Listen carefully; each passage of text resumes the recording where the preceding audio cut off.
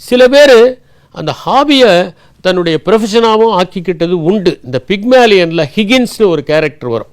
அந்த ஹிகின்ஸ் சொல்லுவார், அவர் ஒரு லிங்குவிஸ்ட். அவருக்கு லாங்குவேஜை கற்றுக்கிறதுல ஒரு இன்ட்ரெஸ்ட், வேறு ஒன்றும் கிடையாது. அவர் என்னென்னா, இங்கிலாந்துலேயே இங்கிலீஷை தப்பாக பேசுகிறாங்க அப்படிங்கிறது தான் அவருடைய கோட்பாடு. அதனால் அவர் என்ன சொல்லுவார்னா, சரியான முறையில் ஆங்கிலம் பேசுகிறதுக்கு என்னால் கற்றுக் கொடுக்க முடியும். ஒரு பூ விற்கிற பொண்ணு இருக்கும், சொல்லுவார், இந்த பூ விற்கிற பொண்ணை நான் ஆங்கிலம் சரியாக உச்சரிக்க கற்றுக் கொடுத்து ஒரு கவுண்டஸ்ன்னு சொல்லி நம்ப வைப்பேன் அப்படின்னு. அதே மாதிரி பயிற்சி கொடுத்து நம்ப வைப்பார். அவர் தான் சொல்லுவார் என்னென்னா, ஒரு ஹாபியே ஒருத்தருக்கு ப்ரொஃபஷனாக இருந்தால் அதை விட மகிழ்ச்சி என்ன இருக்க முடியும். இப்போ ராபர்ட் ஃப்ராஸ்ட் கவிதை எழுதுகிறாருன்னா அவருடைய ஹாபியாக தான் ஆரம்பத்தில் இருந்திருக்கும். வேர்ட்ஸ்வர்த் கவிதை எழுதியிருக்காருன்னா அவருக்கு ஒரு ஹாபியாக தான் இருந்திருக்கும். அது ஒரு தொழிலாக நினச்சிட்டு சின்ன வயசுலேருந்து எழுதிட்டு இருந்திருக்க போகிறாங்க? நிச்சயமாக கிடையாது. அற்புதமான ஒரு கவிதை எழுதினார், த ரோட் நாட் ட்ராவல்டு அப்படின்னு சொல்லிட்டு, ராபர்ட் ஃப்ராஸ்ட்.